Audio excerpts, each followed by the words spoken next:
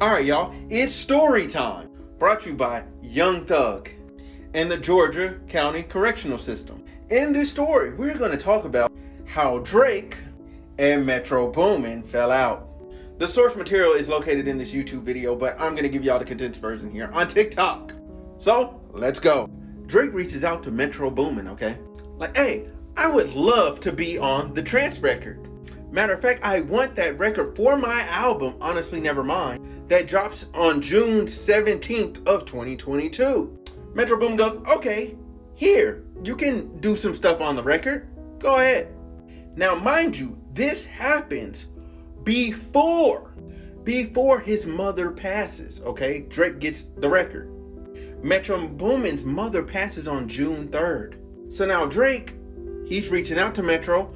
He gave his condolences 3 days later, which makes it now June 7th. Keep in mind, his album is coming out June 17th, so now we have 10 days to go. Drake turns in his album. He's like, all right, I've got this record. I'm trying to put it on my project. Metro Boomin, can you clear this record? Metro Boomin's like, no, I cannot clear this record. Why can I not clear this record? My mother just passed. Like, literally, he's still making the funeral arrangement. His mother's not even in the ground. And Drake is asking for the record. Now, let's have a brief intermission here. I know Young Thug said, hey, you know what I'm saying? You know, Drake's vibe was more so like he really just, you know, and you got to listen to the phone call for a really long time to get this part. You know, Drake's just trying to uplift the brothers and uplift our spirits, you know what I'm saying? And get us money and get things back going in a positive direction. As far as cash flow is concerned, the other brother being Travis Scott. But Drake, Metro Boomin's mother just died. Like, Metro Boomin gave you the record with Travis Scott and Young Thug already on there, and then his mother passes. I don't think he intended to give you the record. He wanted the record for his own project that would have probably dropped, and the project we're talking about is Heroes and Villains here, if his mother wouldn't have passed. So Drake, you're wrong for trying to take from a man that just lost his mother.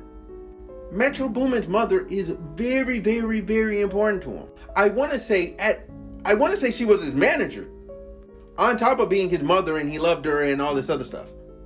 For you to ask for that record is crazy. So Drake here gets told no.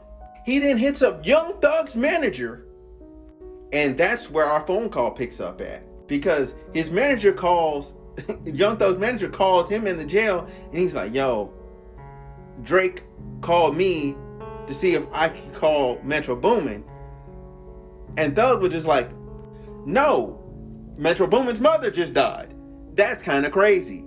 It's crazy to ask Metro right now for anything.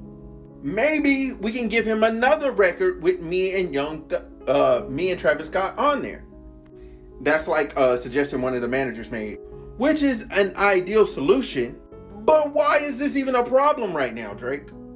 Let that man mourn. Let Metro Boomin mourn in peace. His mother isn't even in the ground, if barely about to be in the ground. Like, yes, the show must go on. Money still needs to be made. But we're talking about somebody's mother. Somebody's parent. Like, if it was the other way around, like, nobody would call Drake for a record when his mother had just passed.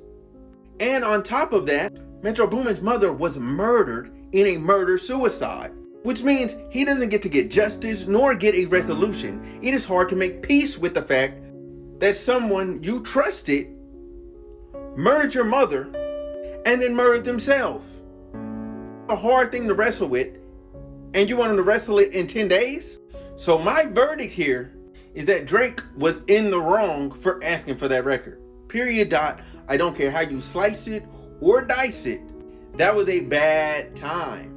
Even though, yeah, Drake gave his condolences, you know, like 3 days earlier or whatever, it's still just not a good time. And I believe on this one, just this really long phone call, we got to shoot Young Thug some bail.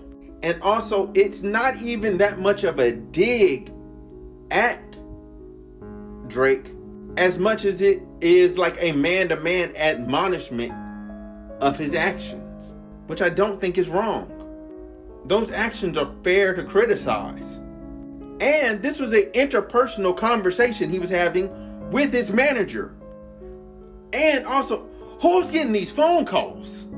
Y'all like, comment, follow, subscribe for more.